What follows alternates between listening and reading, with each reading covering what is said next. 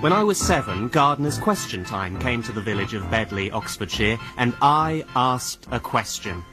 What methods, I wondered in my shrill soprano, did members of the panel employ to deal with the perennial problem of snails? The audience laughed. My father had said they would, and the panel spoke. One said traps scraped clean daily, another moats filled with beer. Copper barriers react with slime and electrocute, the third one said. They all agreed that Bordeaux mixture repels when applied to trunks and sheds, and iron phosphates starve them slowly. My father sat beside me, eyes all twinkly, and when the chairman turned to me for my response, my father rose and said, hand-picking is the best and most efficient method. First water thoroughly the infested beds in late afternoon, then wait. Enjoy slow drinks and a family dinner. Smile, be happy. Make love to your wife. After dark, wake one small boy. Alex? And take him out into your garden. Drawn to the surface of the wet flower beds, the snails can now be located with a flashlight and drowned in soapy water or crushed. Good boy. Bad snails. Repeated twice a week, this eco-friendly procedure not only avoids harmful chemicals, it provides a stimulating introduction into the ways of the English garden, and a vital form of bonding between a father and his son. What do you mean you feel sick? Right. Let's go wake up your mother.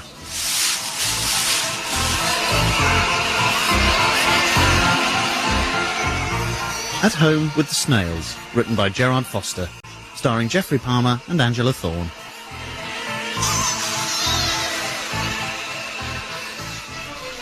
This is my conservatory with a small C. It's where I come to make nice things. Today I'm making a nice thing for Alex because I know he's been feeling a bit down for the last couple of years. It's a potato print. It's going to be a bit like that portrait of Myra Hindley, only not as controversial. And what I'm going to do are the words, "Cheer up, Alex, please." And if you look carefully, you'll see the words are made up of hundreds of tiny pansies, because we think he might be gay. Well, he has no girlfriend for years, so I think the writing's on the wall. Oh, not a toilet wall. A nice wall. Well, he was always playing with my dolls. Used to drive me mad. Nobody played with my dolls. I didn't play with my dolls. I worked with them. I had a little factory, and they made traditional Devonshire fudge by buying in cheaper fudge and repackaging it. He definitely wasn't a normal child. I insisted we call our firstborn Rose. Lucky it wasn't a boy, really. But we wanted a Rose, and we got a Rose. Well, she's prickly, and she's got quite a red face. It'll do. Alex, on the other hand, I could never really work out what he was for. He helped out in the garden when he was young, but now... well, we have so little in common. I'm Professor of Symbolics at St Matthew's, Oxford, and he got a high 2-1 from one of the better provincial universities, and he was pleased with that. I suspect he may even have worked for it. Is that enough, George? I don't know. What is it? It's shepherd's pie. What does it mean, your shepherd's pie? No idea, but I'm sure you're going to tell us. And normally there's a basic duality, the white of the potato and the dark of the meat. It symbolises Judeo-Christian concepts of good and evil. And yet, the way you make it, Beverly, the two become indistinguishable in a grey mush. Really? So, what your shepherd's pie seems to be telling us is that good and evil have collapsed into one another, which could be a liberating release from traditional recipes of law and morality. Eat it, George. Or it could be just quite bland. And how is it for you, Alex? All right. What have you done today? Well, I got up about half an hour ago and came down for dinner, and then you asked me what I've done today, and I started this sentence. Any word from London? No. You're depressed, that's all. Here, I made this for you. All right. Thanks, Mum. Thanks, Dad. Well, nothing to do with me. Look, George, it says, "Cheer up, Alex, please." No, it says, "Are you gay?" Does it? Oh. You think I'm gay? No, I don't. But if you were, it wouldn't matter. Well, that's great. Thanks. Love the pansies, but I'm not. I know. But if you were... I'm not. You knew they were pansies. I'm not gay. Well, what are you? I don't know what I am. Always thought I'd work for the BBC after my illustrious debut in broadcasting, reading out a question my dad prepared earlier. Still waiting for that call. They liked my contribution, want to give me my own show. I don't want my own show. I don't want to work in broadcasting. I don't know what I want to do. I have absolutely no idea how I'm going to satisfactorily pass the painfully long time between now and my inevitable death. Which is why I've applied for the PGCE, to be honest. I don't want to be a teacher, but you've got to do something. What are you doing? Nothing. Good. I'm not touching your roses. I should hope not. Do you want to do something? Yes, I'd love to do something. That's what I want. Someone to tell me what to do. In fact, you're my dad. I thought that was your job. My job is symbolics. But if you want something to do, you can collect a few snails. You know what to do? Yes. Good. Alex, have you got a napkin? No, I'll be all right. Pink or blue? Whatever. Pink. I'm not gay. I know, but if you were... I'm not... I'm trying to think. Oh, don't play with it, George. It ought to be called cocks in the hole, really, these burnt sausages plunging into the greasy pudding. Why toad in the hole? Why think of our sexual organs as animals, as dark, wrinkled beasts of the night? George, your son is gay and he can't admit it. Will you please eat your food? Alex, you're going to have to move out. What, because I'm gay? Oh, at last. I'm not gay! Oh, no, you just said you were. No, I didn't. Yes, you did. No, I didn't. Yes, you... I was just trying to get to the bottom of why... It's all coming out. Oh, coming out. Dad, are you seriously saying you want me to move out? I don't want you to move out. In an ideal world, you wouldn't be here. You want me to move out? Yes. I've only been back 3 months. And there's been nothing but conversation since you got here. Teacher training starts in 5 weeks. Can you not put up with me till then? You done those snails yet? How's it going? Yeah, got quite a few. Same as last night. Little bastards. Thanks, Alex. Night. Well done. They think this snail killing has given me something to do. I suppose it has. Only I'm not killing them. I'm taking them up to my room. I just wanted to do something for myself. All my life I've been going along this narrow path laid out before me, school, GCSEs, A-level, university. You look behind you and you see this trail, this slow, predictable progress towards the rest of your life. And when you get to the rest of your life, you don't know what to do. The path stops. It's like Scouts. I loved Scouts. I was a bloody good Scout. And when I got to 19, that was it. I was out the door. Beavers, Cubs, Scouts, Venture Scouts, then what? Nothing. They lead you to the edge of a cliff and leave you there, and you're supposed to know where to go. Well, I wasn't going to go forward. I'm not stupid. So I went back. Back to my parents' house. Back to rooting around my dad's flower beds for little animals. I've got about 100 of them up in my room now. I should get some sort of aquarium. But it's nice, letting them wander about. Do their own thing. 5 strawberry knuckles and a pound of coconut rash, £9.98. 2 pence change. Shall I put it in the tin? Rose, I didn't actually come in to buy chocolates. I wanted to ask you a favour. Oh, right. OK, I'm ready. Dad doesn't want me living at home anymore, and I haven't got anywhere to go. And you've got this nice, big... Oh, right, yeah, of course. Really? Yeah, no problem. Borrow the tent. It's in the cupboard in my spare room. It wasn't the tent I was after. Right. It does involve me going into the spare room, but not coming out again, except at meal times. No, you've lost me. I want to move in. Could I give some money to a homeless charity instead? Look, you'd be doing me a real favour. Yeah, that's the problem. Oh, I want to do the good thing. You're right, I'm being silly and petty and selfish. Thanks, Rose. 50 quid a week, plus bills, no pets. Right. And you have remembered it's my birthday next week? Yes. You can say what you like about Rose, but her heart's in the wrong place. It is in the wrong place. It's pressed up against an armpit, which is a very stressful position for a heart to be in. She can't relax, she can't eat chocolates, oh, and she could drop dead at any moment. But she tries to live a normal life. You know, make as much money as possible and sod everyone else. Oh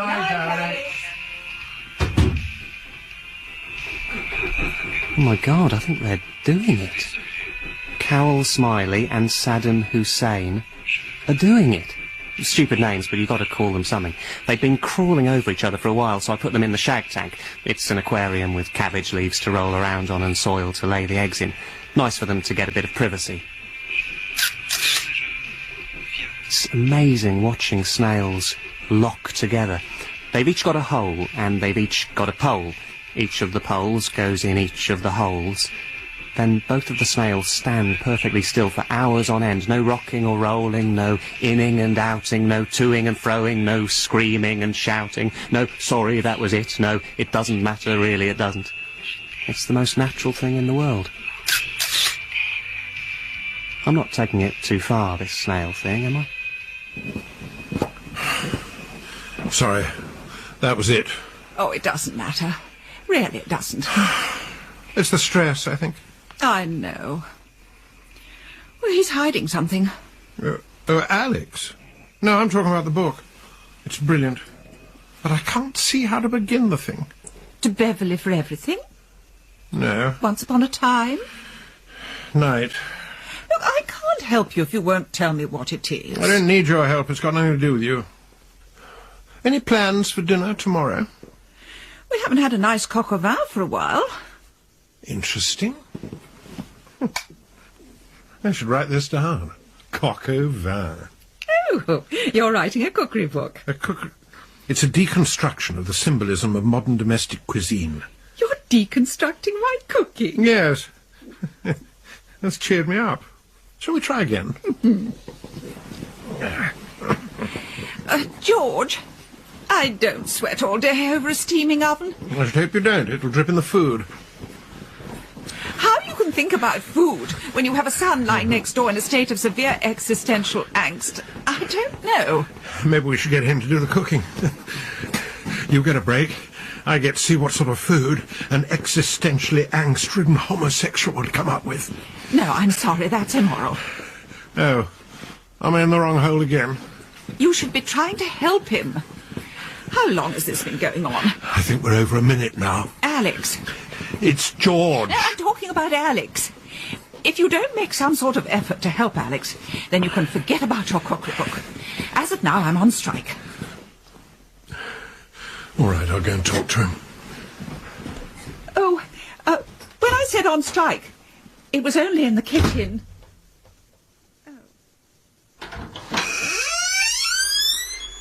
Alex? Alex? Oh. Alex? What do you want? Only me? I know it's you. What do you want? Nothing. Sorry, I was dreaming I was a kid and you took me down into the garden. Yes, you were a little demon gardener in those days. Well, just copying you, wasn't I? Ah, nature nurture. No, you were quite inventive back then. I used to just tread on them. You had to winkle them out of their shells and slice them in half with the secateurs. That's barbaric. Why did you let me do that? You were only a child. Look, Alex... You're worried about me. Mum's worried. I'm concerned. No, don't switch the light on. These things are easier in the dark. If you're going to come in, I need to switch the light on. The thing is, we're perfectly happy to put up with you. I mean, put you up, but they're all over the carpet. They're on the walls. They're hanging off the bloody lampshade. Elvis, get down. Did you know these snails were in here? Of course I did. They're from the garden, aren't they? You've been taking snails from the garden. You don't want them in the garden. I don't want them in the house. What if they get in the garden? So they'd eat your beautiful roses. What does it matter? Sorry, I didn't mean that. Interesting. What do you mean, interesting? Quite symbolic. Snails. Hiding away in his shell, weighed down by his home, haunted by the tracks of his past. He likes snails because he is a snail. Dad, what are you talking about? Let me just get this right. You have developed an unhealthy obsession with snails, triggered by the memory of your own father initiating you in his nighttime gardening activities. No, I don't know, I realised I like snails. It's not... I've got to write this down. Oh, and what I was saying the other day about moving out. You're happy here, Alex. Well, actually... Night. Mind where you're treading. That was Carol Smiley. Not so smiley now, is she? We'll get you another one. Well, help yourself, in fact. So, he doesn't like boys. He likes snails, which is fine. But my Are You Gay card looks rather silly now, so I've made him a big cuddly snail. And here's the clever bit. What I've done is I've attached a loo roll to its bottom. So as you move it along the floor, the loo roll unwinds, like a snail trail. And on the snail trail, I've written literary quotations about snails. It's amazing how many there are. The snail, crushed by careless feet, makes our Lord's heart miss a beat. William Blake. He wrestled with giant snails all that summer, then got drunk. Ernest Hemingway. You snail, Harold Pinter. You effing snail, Stephen Burkoff. You mother effing snail, Quentin Tarantino. Oh, I did make some of them up for Alex. Get that down you. Cheers. Cheers.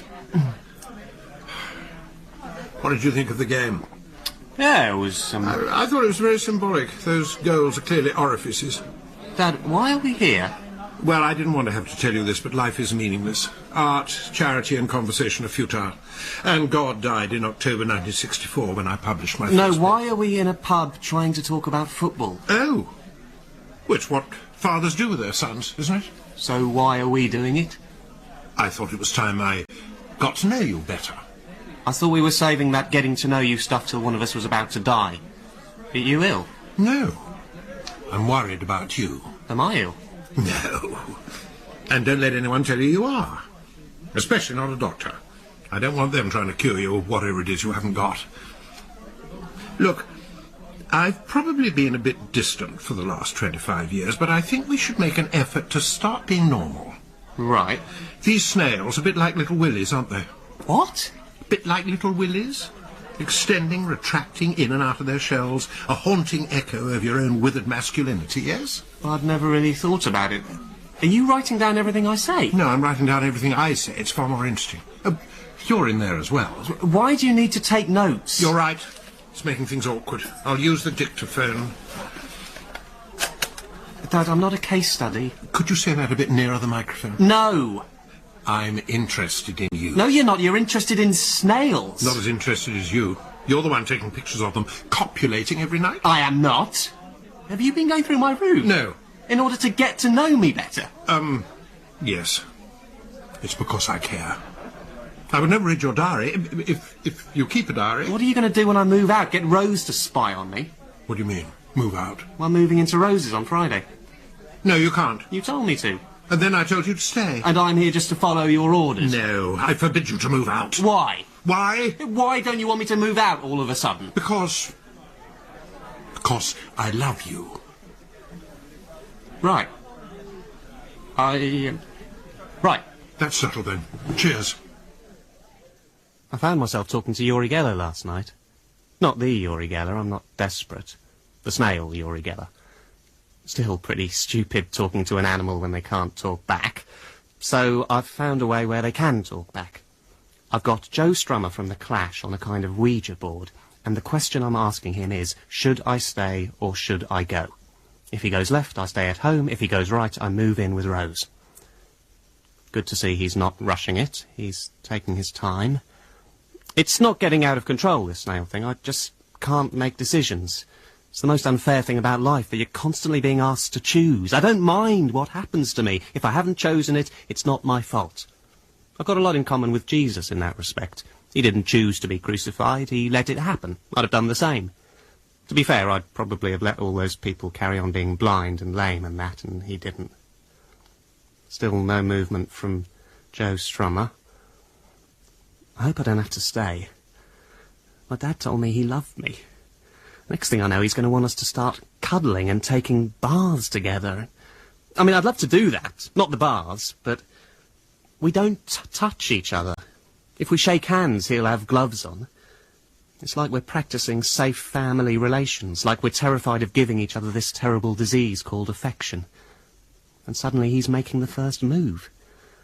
And either we carry on as we were until one of us dies and the other one is left going, "Ooh, I loved you so much," to a slab of marble. Or we start having proper conversations and telling each other what we really think and feel. God, if this snail doesn't hurry up, I'm going to have to make the decision for myself. Which is what he's telling me to do. He's not moving because he wants me to make the decision. Blimey, that's clever. And I'm going to stay. I'm going to stay and bond with my father. Oh no, hang on, he's definitely edging towards go. Thank God for that. Snail Boy, Chapter 1. Once upon a time, there was a boy. His mother made him nice things and hot meals. His father created a magical garden, and every Sunday allowed him to play in it. Yet, despite this normal, happy childhood, the boy grew up to become what can only be described as a snail. Boiled beef and dumplings. What? Tonight's menu. That's what you're writing. The symbolism of modern domestic cuisine. Oh, yes, dumplings.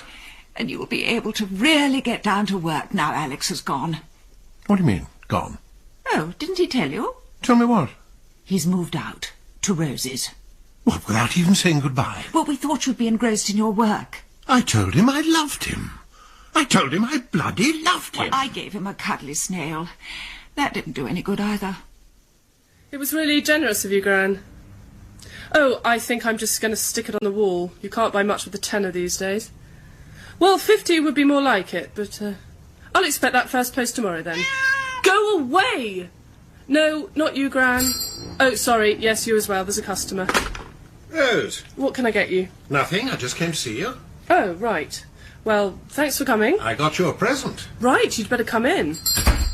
It's a pair of secateurs for the garden. Thanks. That's great. Just what you would have bought for yourself. I did tell you I'd had the garden paved over. They'll come in useful one day when you want roses of your own. Well, next year, can you all stick to the list? It's very frustrating. Mum made me a wool and button collage depicting the events surrounding my first period. Alex got me a bloody cat. What, a live cat? Yes, a live cat. Good for the stress levels. Well, that's ideal. Yes. Oh, shut up! Alex around, is he? No, he's down in London enjoying himself on my special day. And having his teacher training interview. Maybe having him to stay isn't a good idea. For the stress levels. Might be good for me to live with another human being for a while. And where does Alex fit in? He's all right, actually, when you get to know him. Oh, good. Yeah, I think we've got over that petty rivalry thing. How are the snails? The what? Oh, didn't he tell you? Tell me what? He's got a couple of 100 snails with him. They'll be sliding around his room right now. The cheeky bugger. I've got the car with me. Shall I load up his bags? I mean, what have they got in the chocolates? Yes, he'll have to come home. I told him no And pets. he gave you a cat. And he gave me a cat. He signed the contract. So he comes back home. So he's going nowhere. But what about the snails? Well, you said these had come in useful. Oh, Rose, please, put the secateurs down. I think I'm going to like teaching.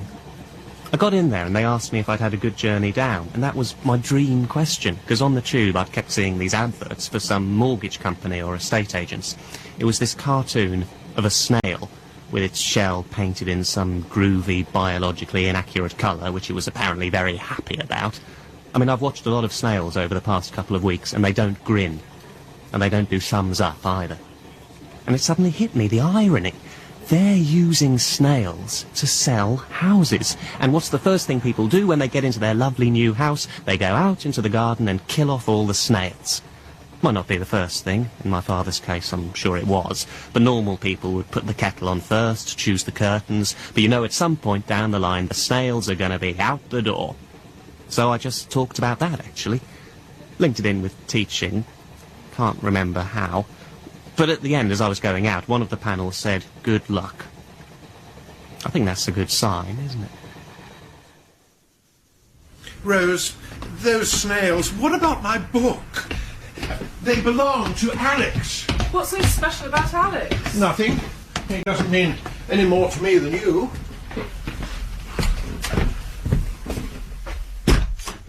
Oh, they're all over the floor. They're up the walls. They're hanging off the bloody lampshade. Elvis, down you get. You've got names for them. He's got names for them. Rose, if you kill his snails, he might never be the same again. He might get a life. Exactly. The guy's a freak. You are easily the most well-adjusted, socially competent child I have. I'd have thought you'd want to keep it that way. Well, I let him keep his snails so that he doesn't do better than me. Yeah, brilliant, isn't it? It's the kind of twisted thing I'd come up with. Oh. I was about to chop up his snails because they shouldn't be here, but now I'm feeling sorry for him because he's obviously going through some major crisis. And you love me more than you love him? No. You don't love me more than you love him? Well... No! Why would you? He's always been the interesting one, the one with the problems, while I've just gone on with my life. I'm sorry, Dad, for being so well-adjusted, so annoyingly sane. Yeah, well, maybe this will make me a bit more interesting. 1, 2. Mad enough for you yet, am I? Give me the... Get back, or you'll be picking up your fingers with your mouth. Not my hands! 3, 4, 5. We're gathered here today to celebrate the life of Lionel Blair, Mark Goodyear, Helena Bonham Carter and 186 others cut down in their prime. Alex, they're snails. It's hard to find some meaning in such a tragedy. Why did I leave them? Why were they allowed to die? Why did you do it, Rose? I'm sorry. I shouldn't have let it in your room. I didn't think cats liked snails. Well, clearly they don't. Yeah, well, that's what happens when you give me something that's not on the list. You're lucky I'm letting you bury them in my garden. Yeah. I do think 189 individual graves is going to be a bit fiddly. I'm not putting them in a mass grave. They're snails! You don't understand, do you? You just don't get it. No, I don't. Nor do I. But they meant something to me, these snails. I know. I'm sorry. Doesn't matter. No, I'm sorry, but I'm going to have to put the rent up. Oh, great. Yeah, I feel really bad about what happened, and having a bit more money might cheer me up. And you're using my garden as a graveyard. That's got to be worth something. Alex is back. I made him a nice thing, his very own snail fancy dress. A pair of teeny boppers and a rucksack with a shell painted on it. He said to me, I'm 23 years old, when am I going to want to wear a fancy dress? And I said, they're having a Mardi Gras night at the Jolly Sailor next Tuesday. Well, it was worth a try. Carol Smiley and Saddam Hussein are dead. But no one could get the eggs buried deep in the soil in the shag tank. When I woke up this afternoon, there were hundreds of tiny snails stuck to the aquarium walls, peering out at me. They look like Rice Krispies. I feel all warm inside, like I'm a secret snail king rebuilding his army. And I didn't get into teacher training, so I've got to do something. I don't feel guilty. I haven't got time to feel guilty. I'm on 5,000 words a day.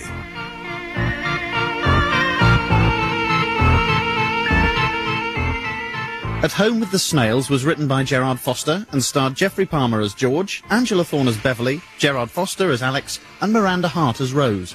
The programme was produced by Jane Batu.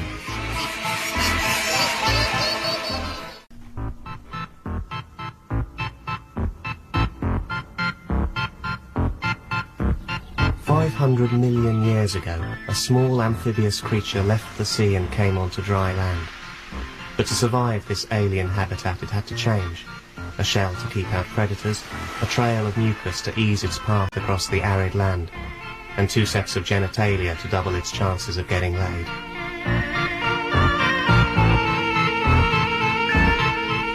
And here in my left hand is the result, the Helix aspersa, the common or garden snail.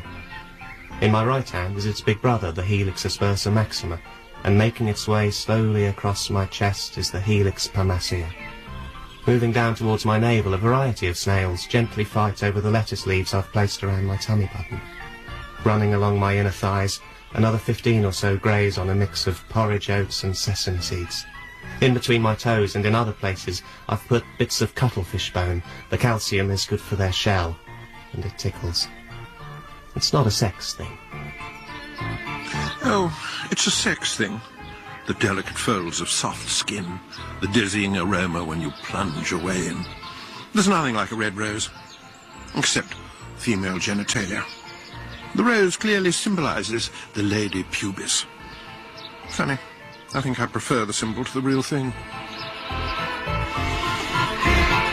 This is the sheep that will give me the wool, that I'll spin on my wheel to make me the yarn, to put on my loom and weave into the next 3 yards of my family tapestry.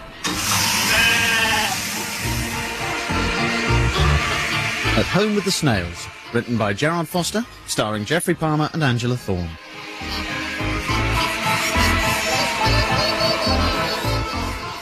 The tapestry starts by the new loo and wends its way down the stairs and out to the back door where it climaxes with the final voyage of Virginia Woolf, R.O. Carr, so called because she never got past 60. 437 inches of Fisher history, from Rose's placenta party, we were rather wacky in those days, through holidays, gang shows and sad times like Alex's 2-1. But the next instalment will see Alex triumphant. Alex shedding his winter coat and embracing the new. Alex finally leaving home and moving into the shed at the bottom of the garden. I think I'm going to be happy here. The snails are happy. They're all having more sex. Except Dale Winton. I worry about Dale. He never seems to do it with anyone. I don't do it with anyone, but I'm not a snail in a shed with 300 other snails all up for anything. I'd like to be. I'm trying to live like a snail. I'm only eating lettuce and oats and cuttlefish bone, and when I want to go up to the house I slide there, very slowly, up the garden path. Amazing how you cut down on unnecessary journeys. I only bother when I'm very, very hungry. He's taking pictures of them while they mate. God knows where he gets it from, this compulsive voyeurism. Wish I'd got a camera in there, but the research grant wouldn't stretch to it. Still, the college has been generous. Enough for some tiny microphones and a short-range antenna to transmit the signals to my control room here in the car. It's not a pleasant thing, spying, but I owe it to my family to try and make this book as brilliant as all the others I've written. I'm his father. If I thought for a moment he was being exploited, I'd step in and say, no. I'm having a friend to stay for a few weeks. I like having a friend, and I'm not sharing her with anyone else. Excuse me, are you Rose Fisher? Yes. I'm Colette Dupuis from the Business School of Poitiers. Oh yes, this way. Could you give me a hand? Quickly! You Rose Fisher of Rosie's Sweets? Look, my mother knows you're here. There'll be presents, there'll be invitations to dinner. Oh, that sounds great. Could you... No, not great. If you see a menopausal lady with a woolly Big Ben or a full-size paper mache telephone box... Yoo-hoo! Welcome to England. Keep walking. Come on. Oh, this is nice. Just the two of us. Wine, oysters. Oh, oysters, right. In college, chef doesn't take them out of their shell and boil them in gravy and onions. Well, I was feeling adventurous. Now that we've got the place to ourselves again, we could freak out. Make love on the dinner table. I've got rather a lot on my plate as it is. Oh. Oh, the boy. Hello. How are you getting on in your little den? Oh, sorry, you in the middle of dinner? I've already had my sunflower seeds. How are the snails? All right. Slide up here? Yeah. Nice.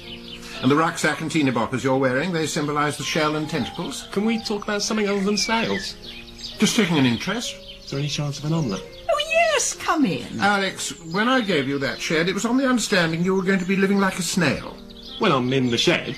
Well, you better get back there, or it won't be yours for much longer. I'm not a real snail. I am a human being. And so are your parents, Alex. We also have needs and desires, don't we, Beverly? Well, he can stay for an omelette. And if it's all right with you, Alex, I would very much like to spend some time with your mother. Oh, well, maybe your father's right. Come on. Shoo. Oh. Well, those oysters did the trick. Oh, dear. Feel a bit bad locking them out, so we can have a quick... Where are you going? To the car. Oh, right. To right. Oh, right. Sorry about the wind chimes. They piss me off as well, but they're good for stress levels. So, anything you want, I'm just a phone call away. You don't live here? Yes, but I prefer to be contacted on my mobile rather than you knocking on my door. It's just a boundaries thing. I used the phone in the hall to call you in your bedroom. Well, if you could use the payphone at the end of the road. Let's not fall out over bills. The trouble with English is that everyone I know speaks it incessantly. I'm constantly getting sucked into conversations. How are you? Was it a good funeral? What's the weather like on your side of the patio? When I open my mouth, I want it to be for something meaty, not titbits. And with French, on the other hand, I can only say titbits. No, I don't mean the only thing I can say is titbits. I don't think I know the French for titbits. Well, there may not be a French for titbits. But the point is, when I speak French, I enjoy talking about feelings and the weather and dead relations. There's a mental challenge. I feel human. Now, what's the boy up to? I can't believe Dale Winton. There's sex available, and he hides in a corner. Maybe he's holding out for that special someone. Hasn't affected me never having a girlfriend. Most blokes would have gone mad if they were still a virgin at the age of 23, but I'm quite happy sitting here in my parents' shed with a load of snails crawling over my naked body. I'm not averse to the idea of sex. Just sex with people. Girls I can't relate to because they're different, and boys I don't like because they're the same. I'd be all right if I was a snail. I'd like to be a snail and slide along the floor, leaving a shimmering silken track that I could admire behind my back. And those tentacle things I could wave at my friendy, like arms, I suppose, only more bendy. And carrying that house around, I could crash out anywhere, wherever I wanted to, man, and not worry about my parents. And roll with my friendy all night under a cabbage leaf, being neither boy nor girl but both. We wouldn't fight. We'd be the same. We'd both be winners at the game, squelching and squeezing our mutual parts, quadruple genitalia and single heart. That's quite good, I might write that down. Sorry, it's a compliment, I suppose. I find you uncontrollably attractive. 37 seconds. I'll just clean up. You know, sex is supposed to be like conversation. I wish conversation was like sex. 2 minutes at the end of the day, I might get this book done. There is a book, isn't there? Yes, there's a book. You just spend so much time in that car. You sit there for hours. I'm thinking. I'm up here watching you down there. It's like Romeo and Juliet by Samuel Beckett. Night. Fine. With a visitor tomorrow, you'll have to say hello. Dinner! You see how it saves on the voice? Dinner! And visitor! All right, all right. This is Colette. Say hello, George. That's all you need to do. Alors, c'est vous la française, comment ça va? Vous parlez français? Un tout petit peu. Alors, le temps fait pas beau ici, hein? C'est pareil à Poitiers. Non. Si? Ah, c'est intéressant, ça. George. I'm talking to Colette. Yes, rambling on about your book. I'm sorry, Colette. Well, the weather's not so good over here, is it? I've already said that. You were talking about the weather? Yes. Well, don't. You're going to bore the poor girl rigid. What's the weather like in Poitiers, Colette? The same as here, she just said. Well, I can't speak French, can I? Colette, what's the weather like in Poitiers? It's the same as here. No. Yes? That is interesting. Alors, ça va bien chez Rose? Tout est comme il faut? Oui. Il y a juste une étagère dans ma chambre qui s'est cassée, mais à part ça... Je passerai demain pour la réparer, si vous voulez. Dad, what are you saying? Colette said there's a broken shelf in her bedroom. I said I'd come round and fix it. What, you put up a shelf? You've never done that for me. Well, I'm not actually going to do it for her. So why did you say you would? Because I know how to. Sorry, got a bit carried away with titbits. Not your titbits, Colette, though they are. I won't be saying anything else for the rest of the meal. Good. Welcome to England, Colette. This is what I was trying to give you at the station when Rose pulled you into the taxi. Is it a nice thing? Yes. Rose said it's a funny joke. No, it's a present. Thank you. What is it? It's a wig. It's a very small wig. It can be worn as a moustache. It's the famous English wig. What? Like the famous English sense of humour, but it's a wig. In what way is this wig famous or English? I'll tell you. It's made from hairs of famous English people. Is that why there's so few of them? You seem to be talking, George. What I did, Colette, was I wrote off to lots of well-known English people, explaining to them that you were coming over and could I have a hair from their head. I got replies from Claire Rayner, Jimmy Savile, and Duncan Goodhue, who it turns out doesn't have any hair at all. But I thickened it out with some from myself. And Alex. Who's Alex? Your English is good. Oh, well done, Mum. Alex doesn't eat with us. He's got a thing about snails. He eats snails. He eats in the shed. He lives in the shed. He's free to come and go as he pleases. Go away! Any food going? He's lying on the ground. I think he's injured. Shall I open the window? I'll open the window. Ow! Oh, you're right. He is injured. Oh, let him in, Rose. All right. Get in and walk. I'm trying to. You nearly knocked me out, you psycho. Hello, I'm Colette. Hello. Somebody slap him. I'll do it. First time I've been up Lover's Lane in the dark.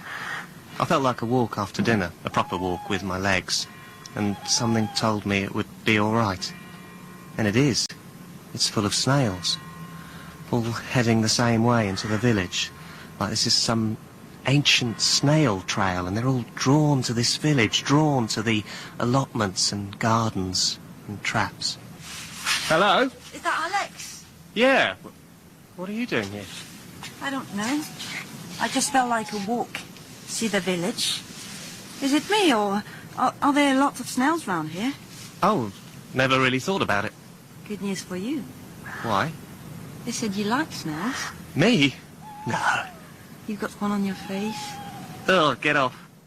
Maybe subconsciously, I find sex with my wife grim, futile, messy, which is why, subconsciously, I want to get it over with as soon as possible. So, how do I con my body into thinking intercourse is a worthwhile activity?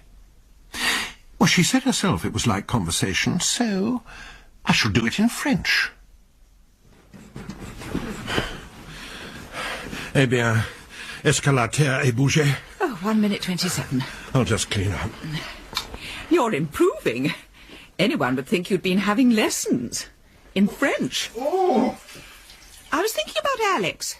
Well, that's where it's all going wrong. You know, he can be quite good looking, in the right light. Yes, that freak alignment of sun, moon and Blackpool illuminations may not happen again in our lifetime. Colette's got nice hair. Oh, I don't think a girl like Colette's going to be interested in Alex. Well, she's nothing special. Oh, she's la creme de la creme. He wouldn't know what to do with her. He'd be sticking snails up her... or... interesting experiment. I'm not doing that. No, Alex and Colette. It could happen. With a little help from his friends. They eat snails, don't they, French people? That's probably why I feel this connection. I don't fancy her. I find it creepy the way she was nice to me in front of my family. I just can't think of her without these butterflies in my stomach, and all the time she's got snails in hers. Oh, imagine kissing her and her breath tasting of snails. Imagine being a snail and sliding down her throat and being warm inside her. I think I should write her a letter telling her how much I don't fancy her and never will, just so there's no misunderstanding. Dear Colette, should I be writing a love letter on a word processor? No, I suppose it should be more personal. Dear Colette, your breasts are irrefutable, your lips cohesive, your curves lead me on irresistibly to the logical conclusion that no. It's not from me, it's from the boy. Can't leave him sort it out for himself, must engineer a rendezvous and observe the terrible cock-up he makes of it. Feel sorry for the poor girl.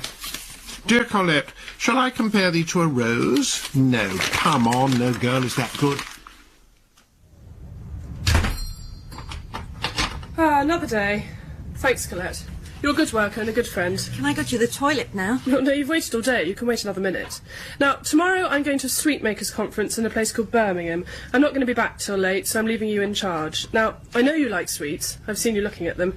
I suspect you may be counting the raisin bangs. Well, I've counted them too, and there are 134. Okay, so let's not let petty things spoil a good friendship. Right? Right. Oh, and I'm first. It is my toilet. Hello? Oh, hello. I don't know whether you remember me. Alex, I've got your letter. Yeah, that's why I called. That wasn't from me. Someone's going round writing letters from me. It was really funny. Oh, that was from me. Do you want to come round to dinner tomorrow? Rosie's away. Yeah, but, look, I do like snails. That's okay. Can I buy them round here? No, I keep my own snails. Well, do you want to bring some of yours for us to eat? Yeah, that's what I was going to say. Fantastic. Fantastic. The boy wangles a date for himself, and I didn't even send the letter. Not such a freak after all. No, come on. Think positive. He'll mess it up.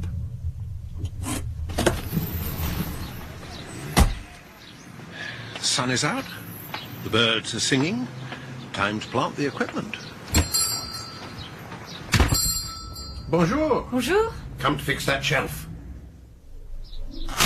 Found this old camping stove in the shed. I'm not cheating and making myself a proper meal. I'm practicing eating snails, because that seems to be the plan for the evening. This is mad. I've saved all these snails from my father's garden, and now I'm going to pick one and eat it. feel like Meryl Streep in Sophie's Choice when she has to choose which of her children should die. Which is a ridiculous comparison. I mean, she was acting. This is real. Oh, get a bloody life. Just eat it. If you can eat it, it'll prove you're normal. You're not obsessed. But then, what sort of normal person has to prove they're normal by eating a snail? I am normal. I don't need to practice being normal. I'm just going to turn up there and eat snails because that's what normal people do. So, who do I take with me? Probably need 20 or so. How many snails do you eat in one sitting? Meryl Streep had it easy. Ta-da! Oh, hello. Came this morning. A hair. An Alan Titchmarsh hair. Fetch the wig.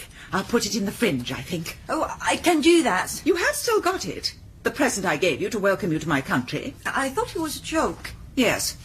Goodbye, Colette. Oh, there was one other thing. George is behaving a little more oddly than usual. If he does come round here and... That's his coat. Yes. Is George here? He's here, but I wasn't supposed to tell you. Where is he? In my bedroom. He's supposed to be in college. Mr. Fisher? Down in a sec.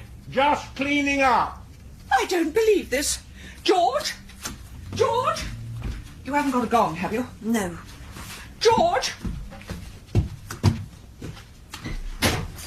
George? Beverly, I know what's going on. you know? How could you do this to your family? I'm sorry. I couldn't resist the temptation. Oh, I don't mind you having an affair. It's the fact that you had to do it behind my back and right under my nose. What? All right, I'm mixed metaphors. I'm upset. You're deranged. Beverly, what would a stunning, adorable French girl see in an old don like me? Well, there's experience, wise hands. Oh, I'm not having an affair. I just came round to fix the shelf. I found these in your waste paper basket. Drafts 1 to 17. This is an invasion of my privacy. It's your writing, George. I'm not having an affair with the girl. Then what are you doing, writing her letters and cleaning up in her bedroom? Well, I'm writing... All right, I'm having an affair with her. So, given she thinks we're having an affair, really, I suppose we could, couldn't we? I don't follow. Well, now she's gone through all that hurt, it, seems rude not to. N'est-ce pas? That's very charming of you, but I like Alex. Well, you don't know Alex like I do. And, he's a good chap. Alex, I was just leaving. Remember, she's French, so speak nice and clearly. Project. I can't believe you turned out so normal with parents like that. Yeah. I've got the snails. That's a lot of snails. I couldn't choose between them, so I brought all 300. They all look nice to eat. Yeah. You want to come up to the kitchen? I think what we do is take a snail from the bag. Stan Collymore. We put these through the body like so. That's how I normally do it. And we pull the snail gently out of its shell. Oh, Voila. he's still alive. Oh. He's moving, he's still alive. You killed him. I thought you'd done this before. Yeah, I have. So your turn. No, I can't. I'll give you something if you do. Really? What? Uh-huh. Right, we take a snail from the bag. Julia Somerville. We put a skewer into the body.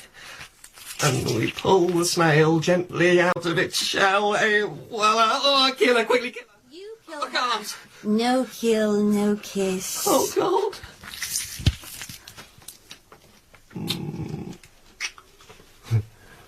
Should we do another one?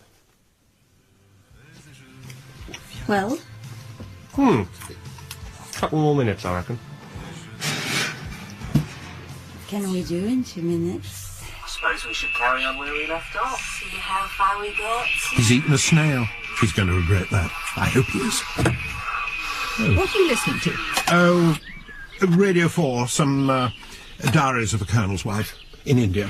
Oh, I've got that on in the kitchen. Come inside. No, I can't.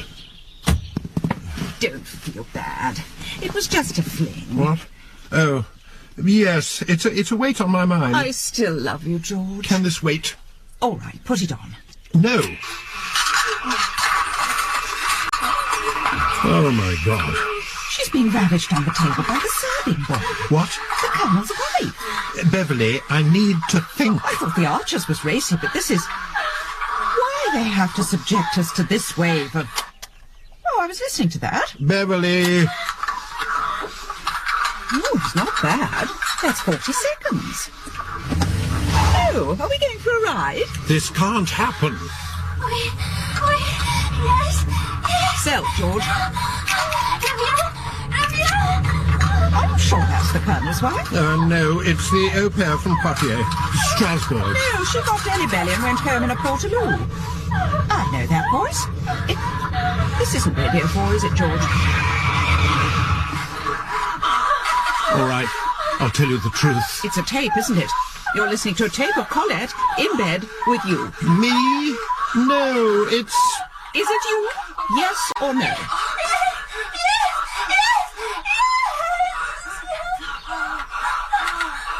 Yes. I think it shows how strong our marriage is, that he can be honest about it. It's not a sex thing. She's not just a younger, prettier version of me. He can talk to her as well. So, it would be churlish of me to deny her a place in the family tapestry. I'm giving her 8 inches, which is more than George will ever give her. Gallows humour. The first part is Colette arriving at Dover. She actually came by Eurostar, but I thought a cross-channel ferry would be more stirring.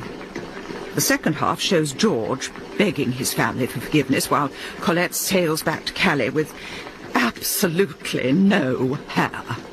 Bald as a coot. Glad of a wig now, I think. Oh, none of this has happened. It's just a joke. A curious thing, hearing my son making love better than me. Mixture of pride and envy. Not much pride and a lot of envy. Alex is locked in his shed. Doesn't even come out to collect snails from the garden. I deal with them myself. Pellets and traps.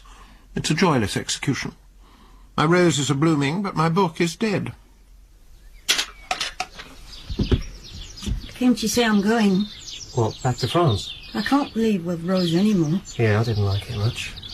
Well, see you around. Do you want to come with me? Come to Poitiers. Well, live with you. I like you, Colette, but I don't think I could handle this snail thing of yours. You're the one who likes eating them. Well, I said I did because you do. Terrible what you do for a shag, isn't it? Not that you were just a shag, but I keep snails, not to eat, but because I like them. I've never eaten a snail in my life before the other night. You're French, don't you do it all the time? No, I always felt sorry for them. You like snails? Yeah, I like them. I love snails. I am a snail. Well, you're a bit more hardcore than I am. Maybe I can get into it, if you come to France. Colette, we ate snails. We ripped them out of their shells, chopped them up and ate them. What kind of a basis is that for a relationship? How could I live with you when every time I see your face I think of eating dead snails? Well, quite nice, though, weren't they? Nice? They were the most delicious thing I've ever tasted in my life. They were like chocolate and wine and anchovies all rolled into one. That's my punishment. I've tasted manna from heaven and I can't ever taste it Say again. the poetry. Punishment for what? Eating a bit of jelly with a shell on top? If they're that nice, eat them. They're only snails. I'm glad you said that. Yeah? Yeah. Makes it so much easier to say goodbye. We tried it on the table. 2 minutes, 7 seconds. And the next 3 hours scrubbing creme anglaise out of the carpet. Beverly, that is. Which left me free to get on with the book. Feeling more positive. Colette's gone, Beverly's satisfied, and Snail Boy has emerged from his shell. I couldn't believe it when I woke up in bed with Dale Winton. Thought he was dead. Turned out he'd been so scared of sex he'd been hiding under the lawnmower for a week. And now all the other snails were gone, Dale Winton had finally come out. For a moment I thought about Colette. Wondered if I should pop Dale in my mouth and catch the first train into the tunnel. But that would have been the easy way out. So I picked up my trowel and my bucket and I came out here. I'm not going to give up on Dale. I'm going to find him a friendie to roll with all night under a cabbage leaf in the shed at the bottom of my father's garden.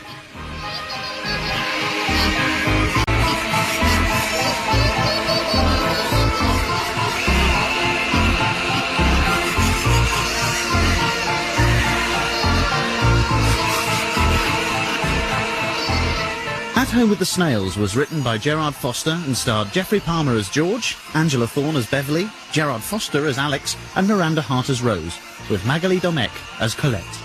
The programme was produced by Jane Batu.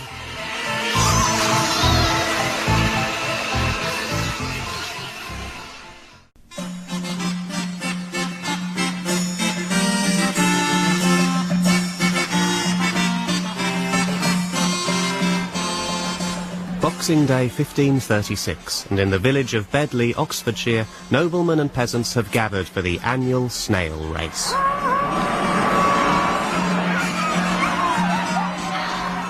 King Henry VIII himself has left his latest bride in Greenwich to join the festivities and eat the winner. By Victorian times, exploitation has turned into silent persecution. In Bedley society, no one talks of snails, though everyone has them. The hint of a trail on your croquet lawn, a glimmer of slime on your gardening trousers is enough to bring shame on the entire family. Baits and traps are sold under the counter and carried home in brown paper bags.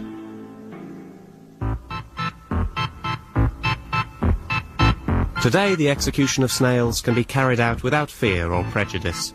Monthly clinics offer advice, the vicar's sermons raise awareness, the villagers of Bedley know that snails are not playthings to be raced, nor an embarrassing disease. They are simply a horticultural pest that must be eliminated. There are 4.5 million snails in Bedley, Oxfordshire. I've only got room for about 500 in my shed. They're safe there. Well, I thought they were. At Home with the Snails, written by Gerard Foster, starring Geoffrey Palmer and Angela Thorne.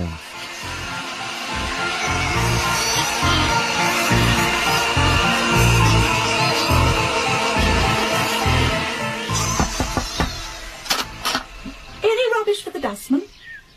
Oh, look at this place. You haven't emptied your bin for weeks. Alex? Oh, have you been crying? No, I'm fine. Good. George, any rubbish? Lawrence Llewellyn Bowen is missing.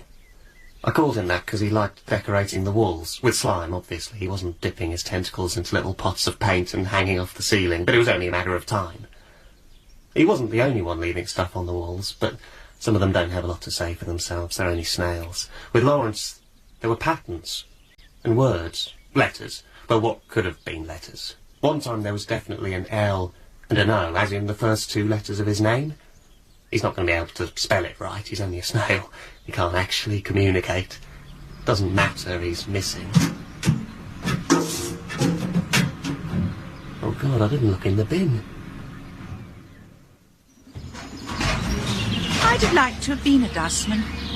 Must be nice to know people are thinking of you during the week, collecting up bits and bobs, leaving out their little bundles at the end of the drive. That being Father Christmas, only you don't leave a present at every house, you get one. A smelly present you wouldn't want to open. But I don't suppose I'll ever be a dustman. Not now I've got my own little bundle to think about. Stop! There is something bothering him. 5 hours he spent down at the waste reception centre. Silly, really, when the thing he's looking for is sitting in a jam jar in my study. Just a little experiment, a little worm to dangle in front of my editor at lunch tomorrow.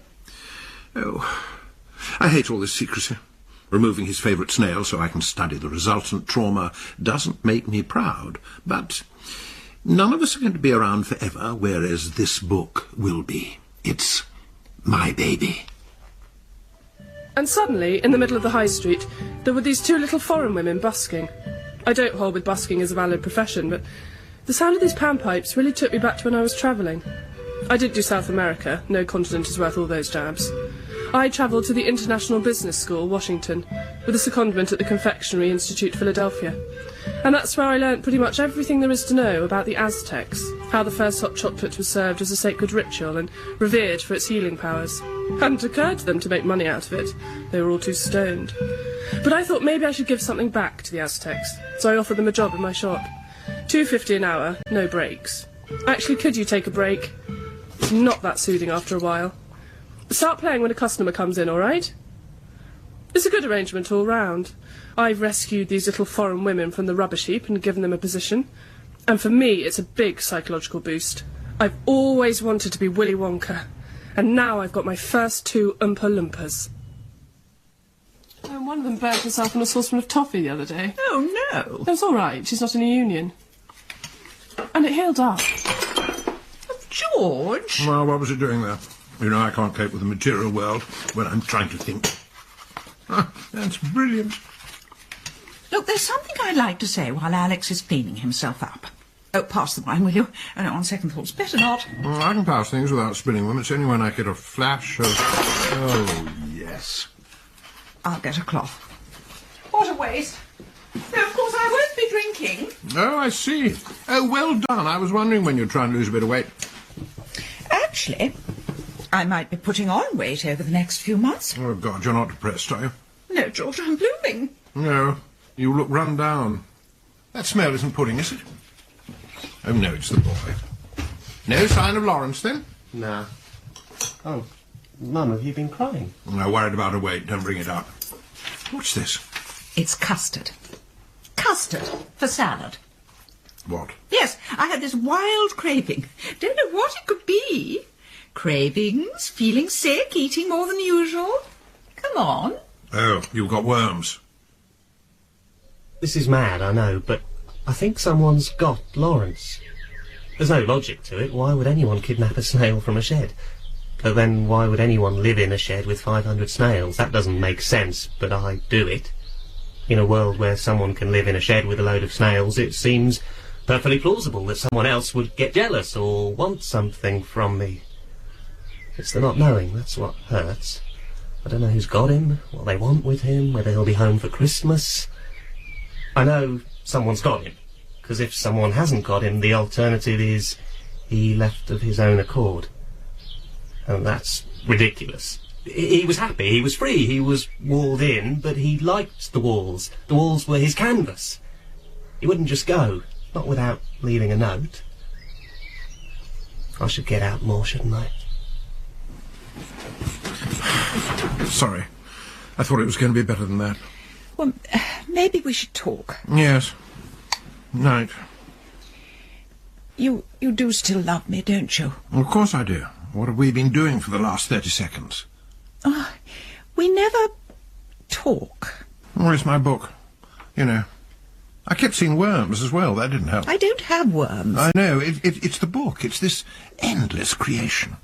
George, there's something I need to tell you. And I do rely on you, Beverly. I know it's my baby, but I couldn't do it without you. I really couldn't. Your baby? You mean you knew all along? I mean our baby. It's a team effort. Oh, but that's what I want. For you to be part of it. Well, more than a part of it. Well, I couldn't do it on my own. No, I'm the creator. Yes. The genesis. Yes. I've got to deliver the thing. Deliver it? Well, not till spring, obviously. But as long as you keep the noise down, I reckon we'll get it out. George. But it is a lot of pressure, Beverly, so maybe for the next few months we ought to not have sex every night. Oh, well, that's thoughtful of you. I mean, the day it comes out, I can promise you the biggest rogering you've ever had in your life. Oh, well, if it means you'll be there for the birth this time, I suppose I could manage a quick one. What do you mean, birth? Said I should get out more, and here I am, at the Waste Reception Centre. There's people who come here every day. I know, because I've seen them here every day. They're professional scavengers. They're looking for old TVs or half a toaster. I mean, that is so sad. Lawrence! Laurie! Oh, I can't get it out of my head that he's in here somewhere. This brilliant snail thrown onto the rubbish heap. Like me. A spark of life somewhere in this mountain of human detritus. That's quite profound. Oh, and that's last week's fish dish. Oh, I'm never coming here again. He's run off or he's been kidnapped. He's been kidnapped. 2 pence change, and next time please don't touch the sweets. Or me. And stop. And start. Oh no, stop, shut up. It's my brother, he never buys anything. Hello, I'm Alex. I'm Rose. No, I was talking Oh, to... sorry. This is my brother Alex, this is Oompa and Loompa. I am going to learn their proper names. It's just finding the time. What's it like working for my big sister, then? Do they not speak English? Not during shop hours, no. Alex, what do you want? Oh, can I put up this poster in your window? Missing snail. Alex, you're ill. You need help. I'm saying no because I care about you. Could I have a peanut brie? Well, that's not going to do any good. Oh, no, I just fancied No, one. it's still no. Editor's just nipped to the toilet. Crab soup all down his front. One of my ideas. Still, he loves the first few chapters. A masterpiece in the making and a baby on the way, which is great. I mean, the experiments I'll be able to do with this one. Or, dare I hope, two. Forget symbolics. I could solve nature-nurture at a stroke. Oh, he's coming back. Maybe I should pitch the idea. Identical twins, one in an ordinary room, one in a box. Brilliant. Oh, I'm terribly sorry. Oh, you'd better clean up. Well, a girly lunch. We should go shopping or catch a Jeremy Irons. Not Lolita. I still can't believe he did that. Mum, what do you want? Well, you've moved away, but you're still very much part of the family, and I know how you hate it when Dad and I so much as change the carpet, so, well, we're going to give you a choice.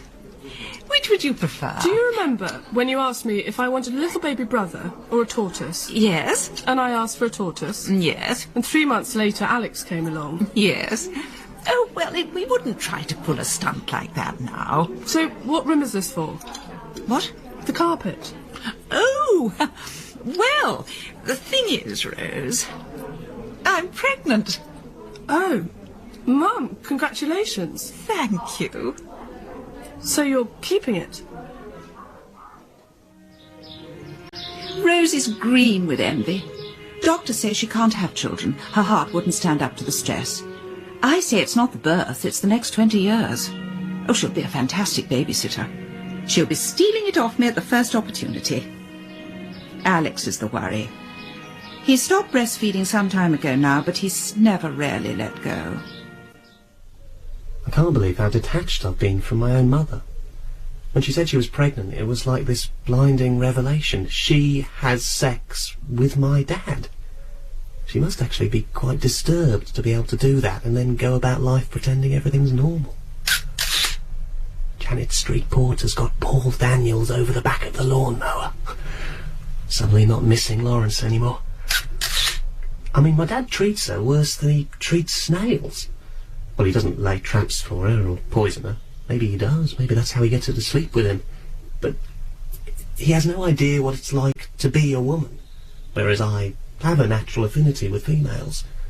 I think that's why it took me so long to lose my virginity. Sometimes I think my mum would be better off without my dad. This is shocking. This really hurts.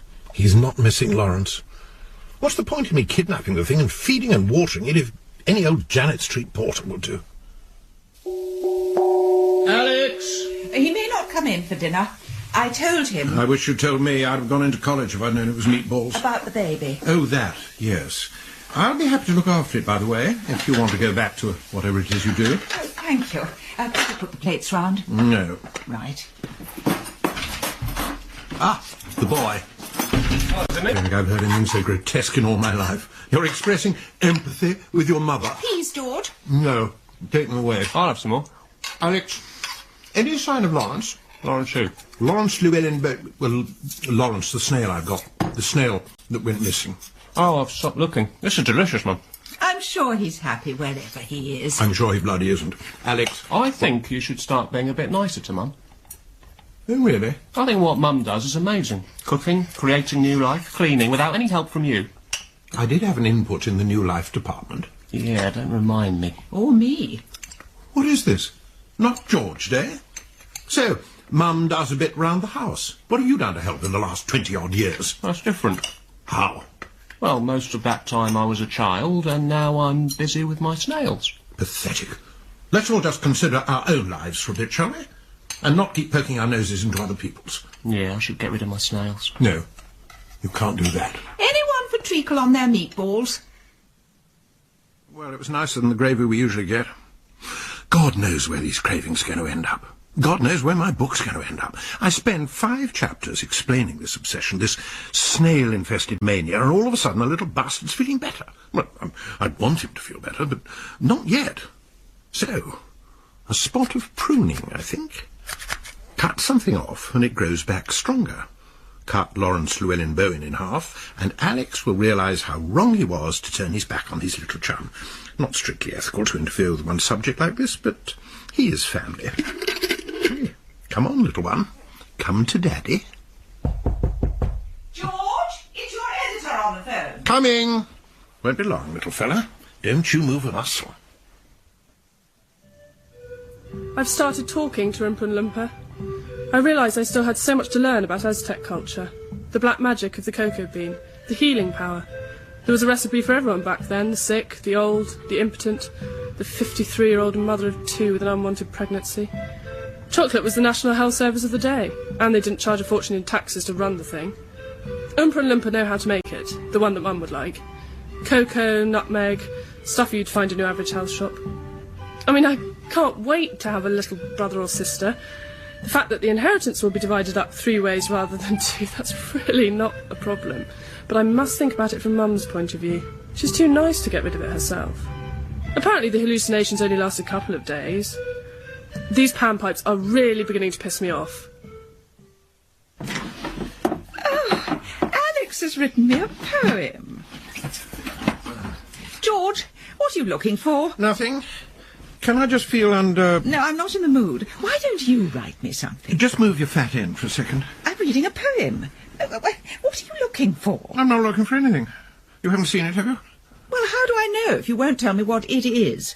All right, you tell me what you've seen, and I'll tell you if anything on your list matches with what I'm looking for. Well, I've seen a chair, I've seen a table lamp, I've seen lemon-scented furniture polish covered in thick chocolate and anchovy sauce. Have you seen a snail? Why would I have seen a snail? I don't know. Go on. Read me the poem. Right. Oh, maternal magician, oh, giver of life, my mother, my succor, my father's wife. Oh, God. Oh, let me climb back into that secret salty cave. Is he doing this to wind me up? What? Textbook Freud. What's it going to be next, the full Oedipus? Oh, no. Yes. Cave rhymes with Dad's grave. Oh, I shall make him a nice thing. Wonder what he'd like. I found Lawrence abandoned outside my shed. Not Lawrence the snail, Lawrence the plastic baby I've named after Lawrence the snail. Mum says it's modelled on those things they give to 14-year-old girls on housing estates, only this one doesn't have its ears pierced. It's made out of one of Rose's old dolls with an alarm clock wired up to an old answer phone in its stomach. Amazing thing, female creativity.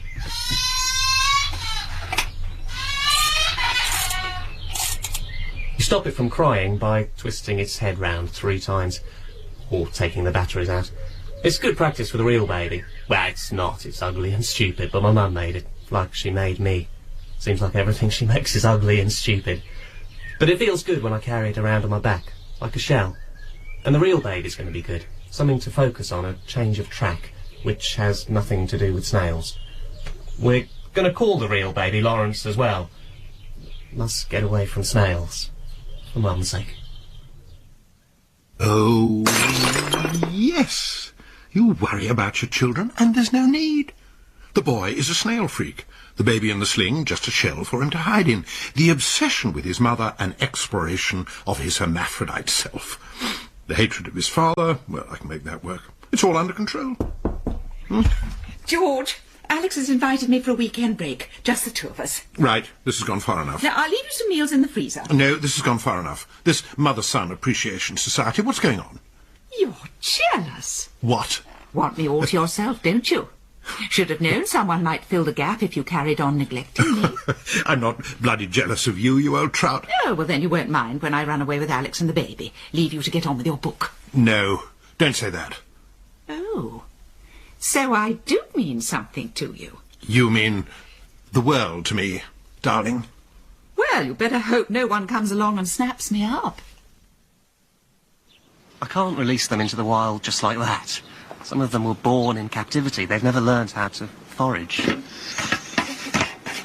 So I'm letting them out for a couple of minutes just to see how they cope without me.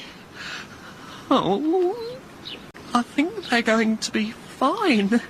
They seem to know what to do. Alex! What? Alex!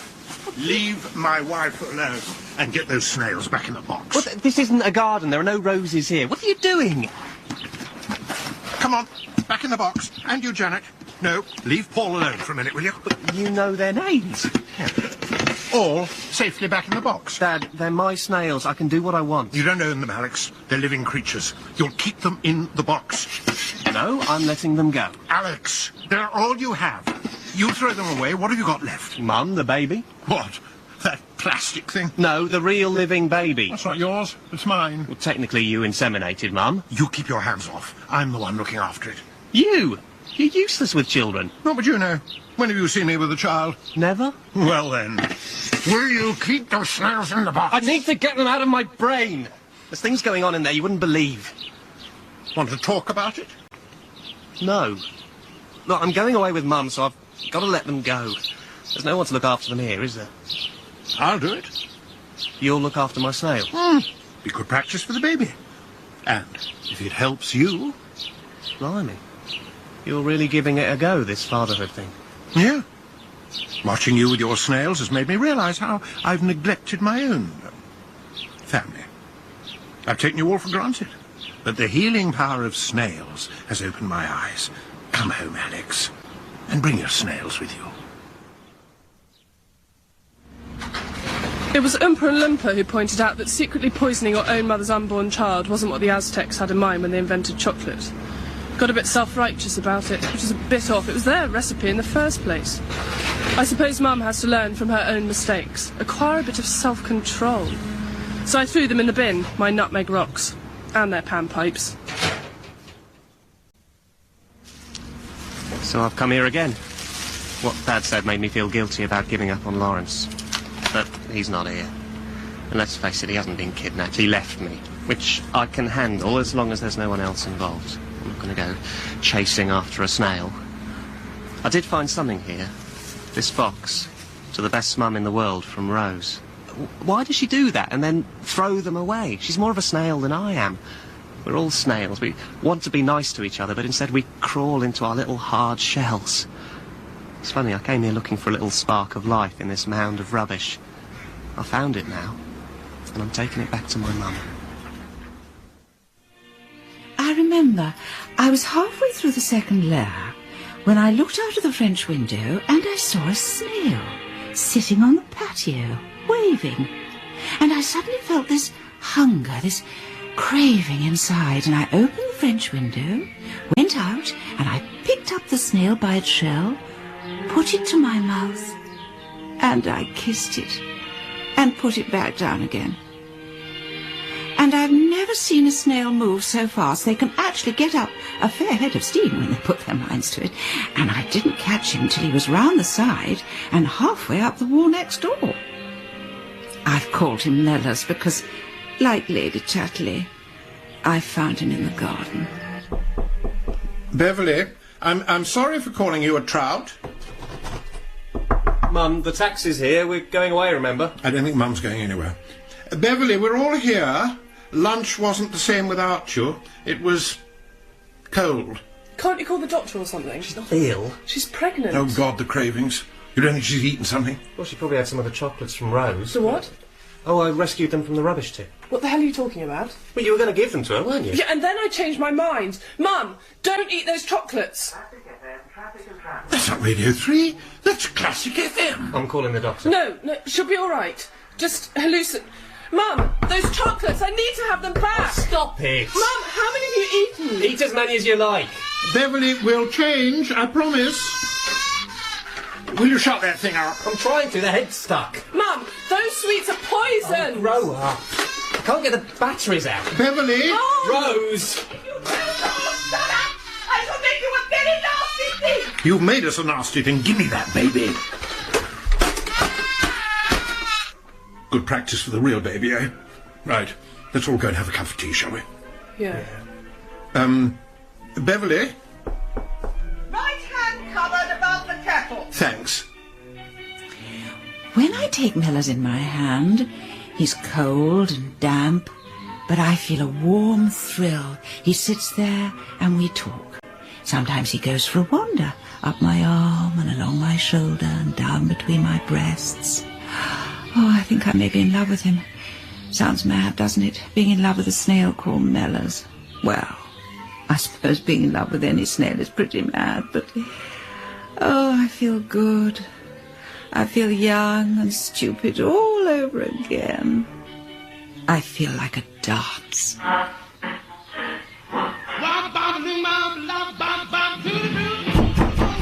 Beverly! Mom! We're coming in! Oh, God. Mum? Lawrence. Mellors? You had Lawrence Llewellyn-Bowen. Mellors? What's happening? Why don't we get some clothes on, dear? Where are the chocolates? There are more important things than your stupid chocolates. Could I have my snail back, please, Mum? Mellors? Mum, where are the chocolates? Oh, thank you, Rose. We ate the box. We? Mellors had some. I guess it's how Lawrence Llewellyn-Bowen would have wanted to go. Exploding slowly in a pool of green and brown and pink. Artistic. Nothing I could do except stand there and take pictures. I went to see the doctor. He rummaged round for a while, washed his hands, which I thought was a bit off. And then he said I wasn't pregnant. He said I'd never been pregnant. He said I was changing. I said I was changing surgeries, and I stormed out. And the lesson is, don't rescue things from rubbish heaps. So I let my Oompa Loompas go. They left me an old Aztec recipe for the heart, but after what they did to my mother, I don't really trust them. I went to visit the conservatory where he spent his last few days.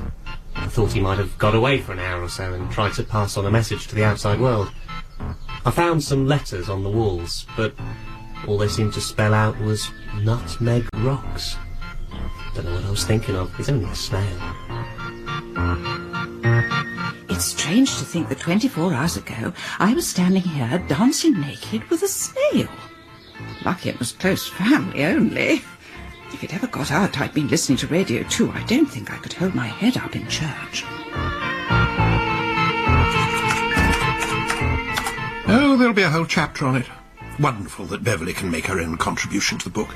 It really is a team effort. Shame she couldn't come up with the twins, but I'm not a selfish man.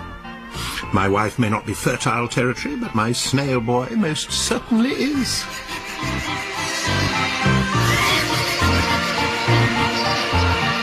At Home with the Snails was written by Gerard Foster and starred Geoffrey Palmer as George, Angela Thorne as Beverly, Gerard Foster as Alex, and Miranda Hart as Rose. The programme was produced by Jane Batu.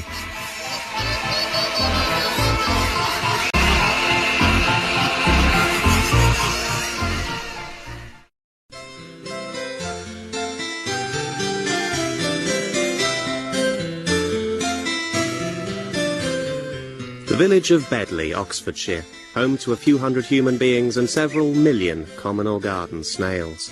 Some quality of soil lures them here. Some aphrodisiac in the beds keeps them reproducing. They can eat an average-sized garden at one sitting. They arrive at night without warning, in packs of several thousand, and inch their way from east to west like a murder squad looking for scraps of clothing, meticulously passing all vegetation through rapacious digestive systems. Supposedly. Prayers are said. Women light candles, men sterilise and destroy. The day will come when the villagers give up their lands and flee. Until the revolution, the snails must wait, dodging the daily trials and persecution at the hands of gardeners like my father. At Home with the Snails, written by Gerard Foster, starring Geoffrey Palmer and Angela Thorne.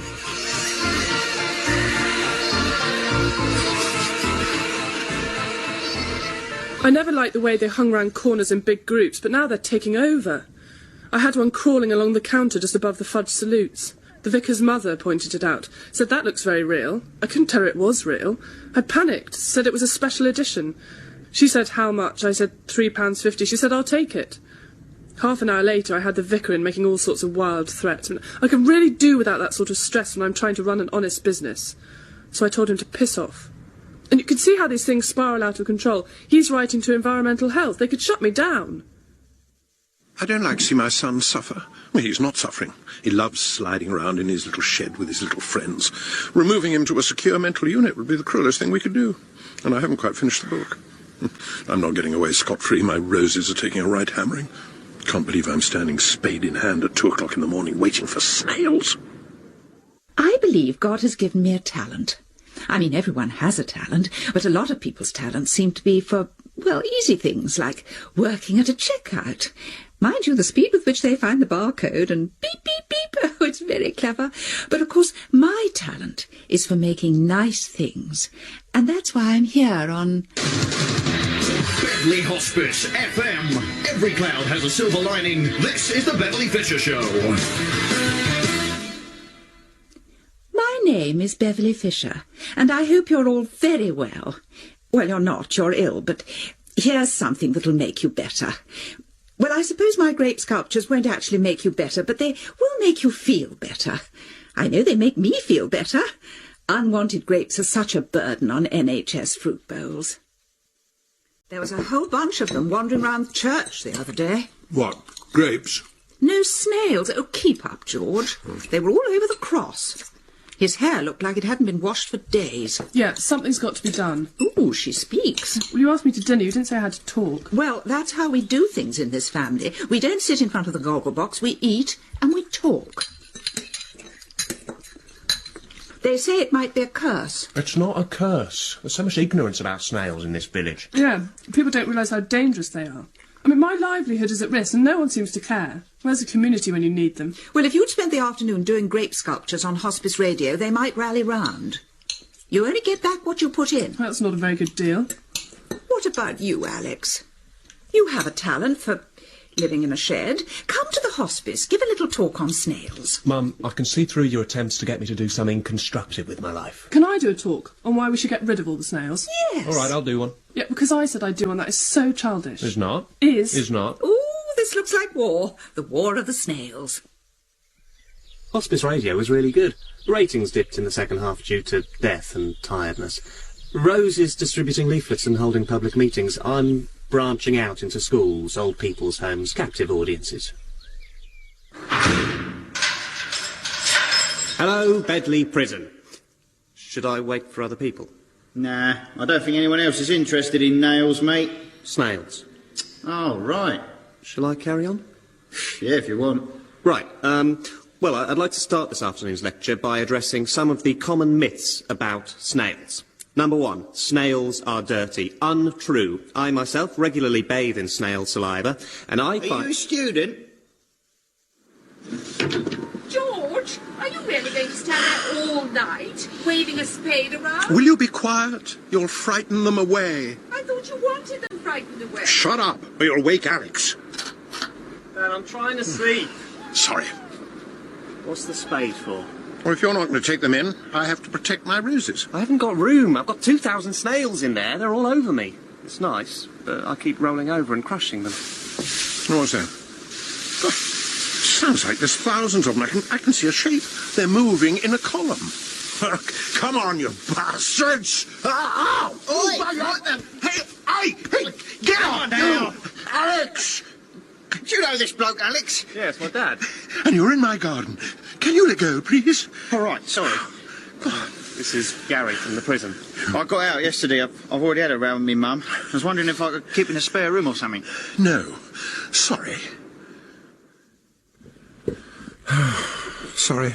It's the stress. Oh, your book. No. It's having that animal in the shed. He liked my lasagna. So would I, if I'd been on prison food for the last 5 years. What do we know about him? I've read Oliver Twist. So? Criminals aren't born, they're made. I'll bet Gary was brought up in a house with 3 televisions and no books. Of course he's going to go out and steal. What? Books? No, more televisions. They get hooked.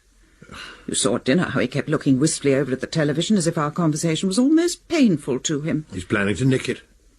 You never see the potential in people, do you? Oh, you're not going to try and change him?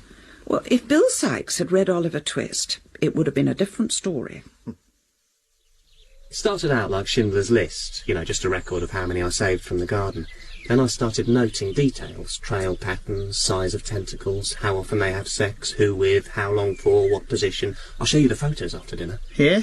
Well, they are interesting, aren't they, snails? Right, I've got lettuce, porridge oats and cuttlefish bones. Oh, look, your mum's invited me to dinner with them. Oh, right. Well, have a nice time. Oh, do ask for more. You're not in the workhouse now, you know. You ain't got any red sauce, have you? Red currant sauce? No, ketchup. With pork stroganoff? Yes.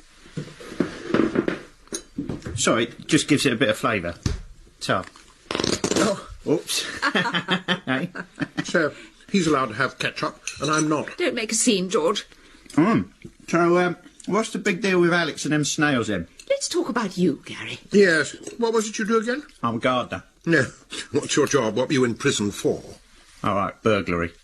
Seen anything you fancy? George. TV? Video? We don't blame you, Gary. We blame your mother. What about the microwave? No, it's not the latest model. Probably wouldn't be worth me while. Well, don't let us keep you now you've cased the joint. George, stop it. No, it's all right. I'll go. No, eat your dinner. No, I'll go now. Yes. Nothing very interesting for you here. Well, I am quite interested in your roses. You keep away from them. I won't want to nick 'em. I was just wondering how you got 'em so small. You what? You're the gardener. The gardener from Beverly prison. Yeah. Do you never, think there's more to life than collecting snails in your dad's garden? Oh, yeah, I'm interested in exotic ones as well. Look, I've got this book here. Right, this is the top snail. The Potapapyagus antipodarum. It can fertilise itself. You know what that means? Yeah, it cracks one off the wrist and gets pregnant. Be amazing, wouldn't it? Be a bit inconvenient. I'm getting one for my 24th birthday, actually, next week. My mum's ordered it from New Zealand. I'm 24, next Tuesday. Same here, Tuesday. We're like twins. We were born on the same day. Yeah. And we both like snails. Yeah. I'd heard all the rumours about the prison garden. We all had. Roses wider than a ruler with petals the size of prawn crackers. Didn't believe a word of it. How could a bunch of thugs produce such beautiful things? Got more in common with snails than roses. That's why Alex has taken this Gary into his shed. He's just another snail. Slow, a social pest. Breaks into people's land for a living. Probably brought up in a shell suit. It's a juicy chapter. I should cultivate Gary. But I'll look after my own roses, thank you. Gotcha. So, books are about people. Even Animal Farm is about people. But don't try and get your head round that. We'll be doing allegory next term. Right. And some books are about people like you. And what's people like me? The working class, criminals. Take Oliver Twist. Now, you might have seen the film. Yeah. You got to pick a pocket or two. Yes, I have. Old Fagin sending his little boys out onto the streets of London. That's the acceptable face of crime. But there is also a very nasty man called Bill Sikes, who beats up women and has a very ugly dog. And he dies. Right. So, has that helped? What? Well, now you know what happened to Bill Sikes. Do you think you will ever want to commit a crime again? Alex, glad you could come. Well, I wanted to see what you'd say. I've read these leaflets. Glossy, aren't they? This is lies, blaming the snails for spreading disease. I've got a serious heart condition. They're making it worse. That was one snail. Yeah, so what sort of damage are thousands of them going to do? It's going to spiral out of control. Look, Rose, I'm sorry about your shock, but I just get the feeling you're using this snail business to mask your own insecurities. No, I don't have insecurities. Oh, here we go. Music, please. They're invading our land. They're threatening our business. They're mixing with your children. So what do? We say prayers, we lay a few traps, we creep through flower beds late at night like we're the criminals. The church won't get rid of the snails. The church is full of snails. The garden centre won't get rid of the snails. The more snails there are, the more overpriced products they can foist upon us. There is a solution. The Ministry of Agriculture has approved the use of military aircraft to cover Beverly and the surrounding area with metaldehyde 41. It attacks the mucus-producing cells in snails and produces death by desiccation. Let us take up arms against this alien aggressor. Let us engulf our village in a cleansing fog. Let us spray!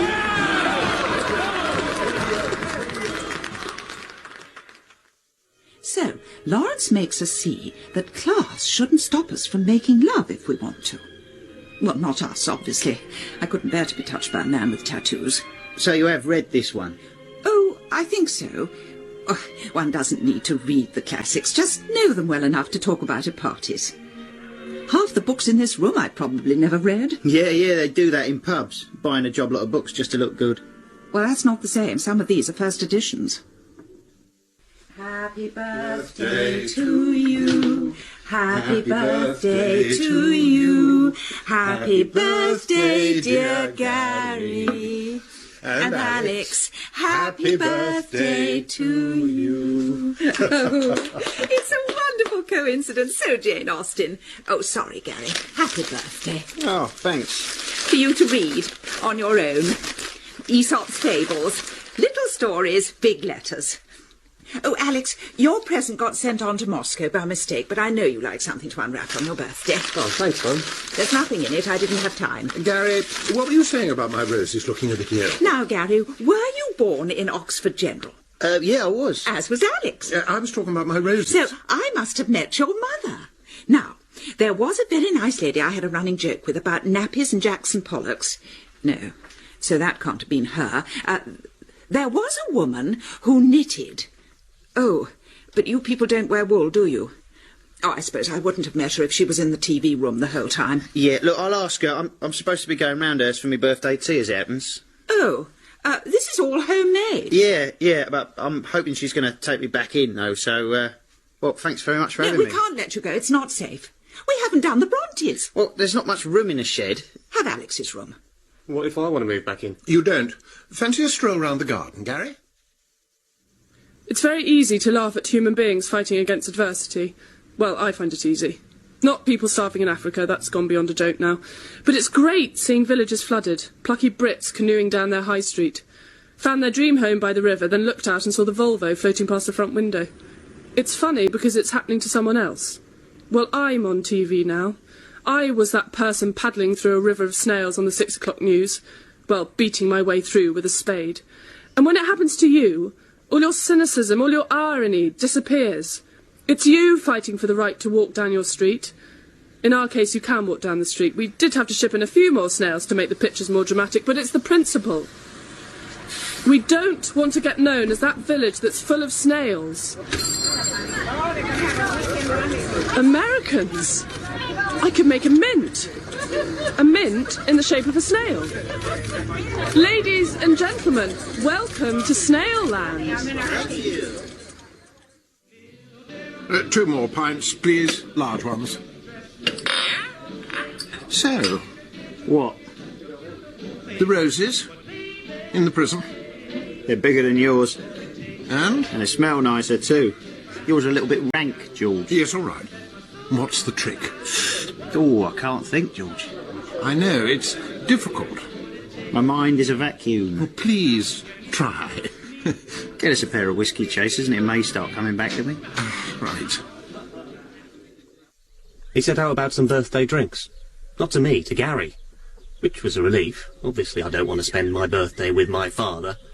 Wouldn't have minded spending it with Gary. He's my phantom twin. I suppose that's why my parents like him. He's what they could have had. He's made something of himself. He's made a criminal of himself. At least he's done something. I'm the man who does nothing. Tomorrow there's a meeting to decide whether to exterminate every snail in the village, and what am I, #1 snail fan, doing about it? Nothing. Why? Because I'm a snail myself. And what does a snail do when all the other snails are in trouble? It curls into a shell and pretends it's not there. Might as well not be there for all the nothing I do.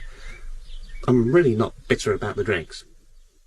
Didn't fancy hanging round the house with Alex. Not on his birthday. He gets very depressed. So do I.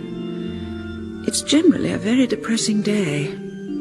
So I've come to do a bit of praying against this curse. Not that it's my fault. I've tried to be a good mother with the children I've got, and I'm doing sterling work with Gary.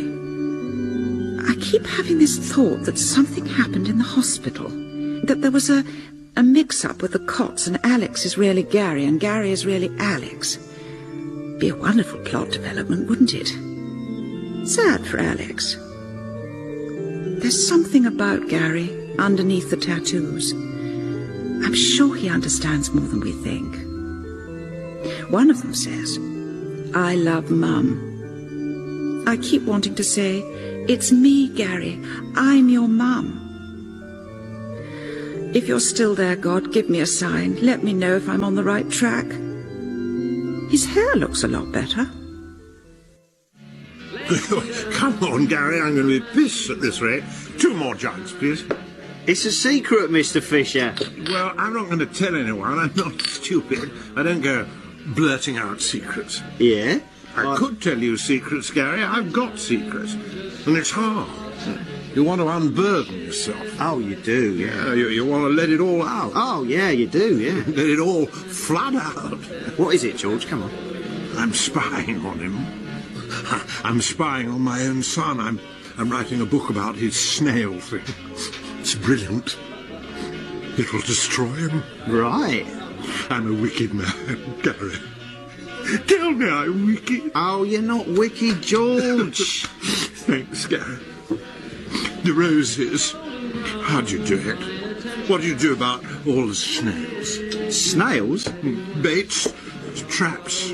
How did you kill them in the prison? I didn't. What? You let them run free? No, there are no snails in Beverly prison. No snails. Well, they can't get in, can they? They can't get over the walls. So, if I get rid of all the snails... Oh, my God. It's all right, boss. I'll take him home. No harm done. Oh, listen. Where'd you get all your books? Ladies and gentlemen. Go, Rose! Ladies and gentlemen. Last week... Murderer! Go, Alex! Shut up, Alex. Go, Rose! Shut up, Mum. Murderer! You're all murderers. Yeah, well, I'm not going to stand around and do nothing while you destroy lives. You vote for this spray and I will leave this village forever. I mean it, I will go. Go, Alex!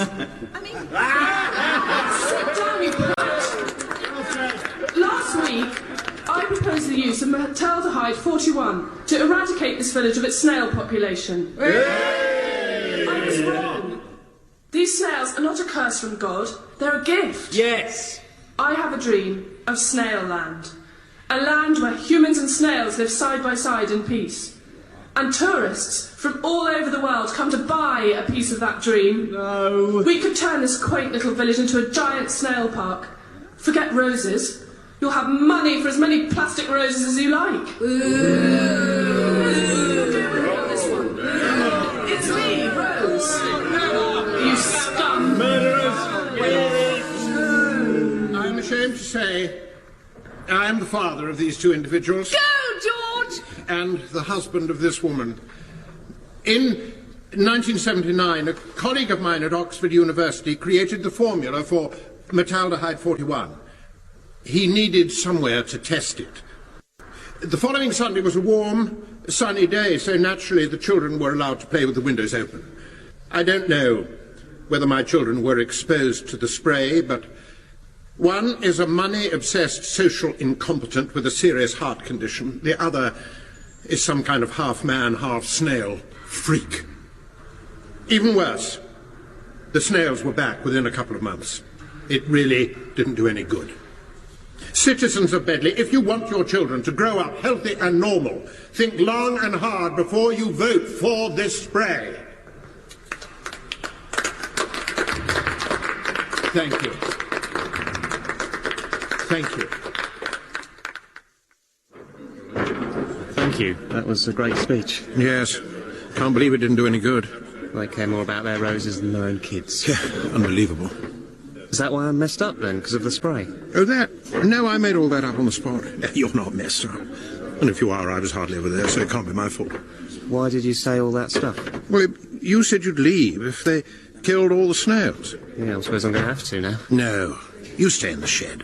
We'll find you some more snails from somewhere. I don't want to be a freak. You're not a freak. You're eccentric. But I wouldn't have you any other way. Thanks, Dad. I'm in the conservatory, Mrs. F.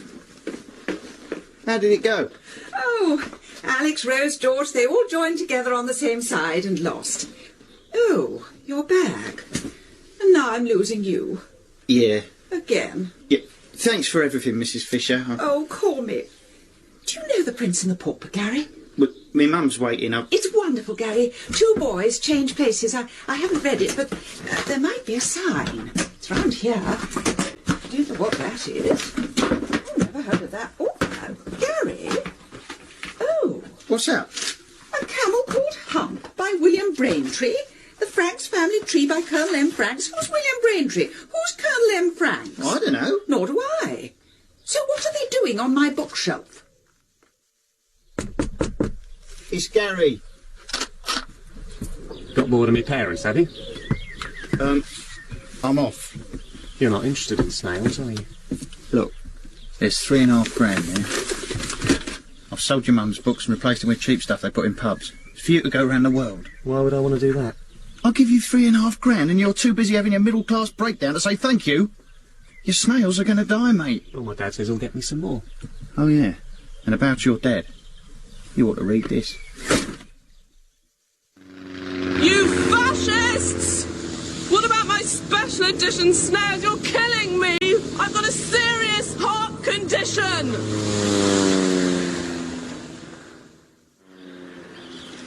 I won't have them in the house.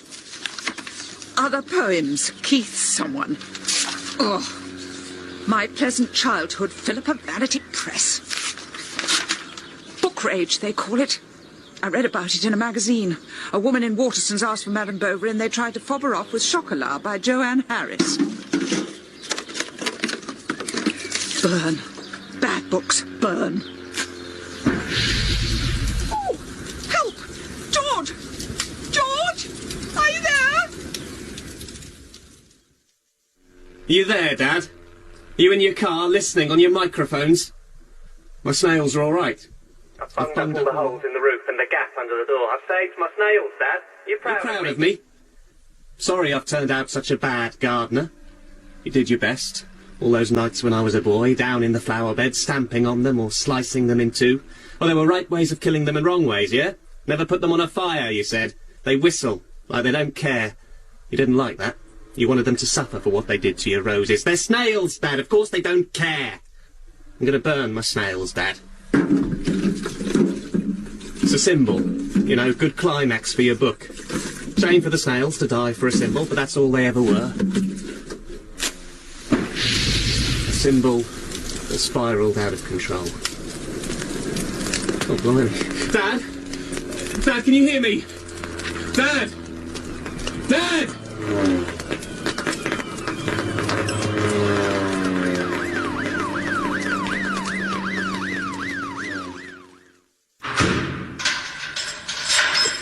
What are you doing here? I set fire to the shed and it went all down the street. Turns out that snail spray was a bit flammable.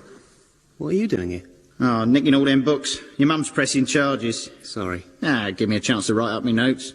I should come clean. I'm doing a PhD on the English eccentric. That's why you pretended to like me. I'm your English eccentric. It was, and I met your parents. Oh, it's like the supermarket in here. Soap powder, cling film, cuddly toy. Oh. There was nothing I could do to help him. He was a thief through and through. I got hold of his mother's address. Why people live in those high-rises, I'll never know. But when I got to the door, I looked through the window, bracing myself, and I saw a Jackson Pollock print on the wall. Not framed. Still, I think that's what counts as a sign. Are you going to wake up and eat those grapes, Rose? Or shall I make a nice thing out of them? What do you want? I want to say sorry. For spying on me? I was observing, like you did with your snails. They're snails. I'm a human being. Well, if you put it like that. I was expecting there to be something between us. A screen, but we could hold hands if we wanted. Yeah. Do you want to hold hands? Well... There. Wasn't so difficult, was it? What have you got in your hand? Don't look. Just take it. What is it? It's a tiny pair of secateurs. I'm not going to get out of here with a pair of scissors. No, not for your escape. It's... for the roses. I'll be back next week. One cutting, that's all. That's why you came, yeah? Popped into the garden on your way in, did you? No, they wouldn't let me. What are they like? Is it true what they say? Alex? Bye, Dad. Mum was next, crying her eyes out. Not the emotion. They'd started strip searching all my visitors after they found the secateurs. He'd finally arrived that morning. Been all round the world, my Potapapyagus antipodarum. I don't know where she'd hidden it. Don't really want to think about it. But from somewhere my mum produced the only living snail in Bedley. Come on, Alex, put your arse into it. I'm helping Gary out in the garden most days. Fresh air for me. And Adam. Dad's solicitor reckons I'll get 12 months, so if Adam produces 80 eggs, and those 80 eggs produce another 80 eggs, and so on, there'll be a lot of snails in Bedley prison by the time I leave. So I'll have achieved something, won't I? Off you go, Adam. Go, where the greener grass grows. Go up those thorny branches and get that bloody rose. Good bit of alliteration, that, greener grass grows.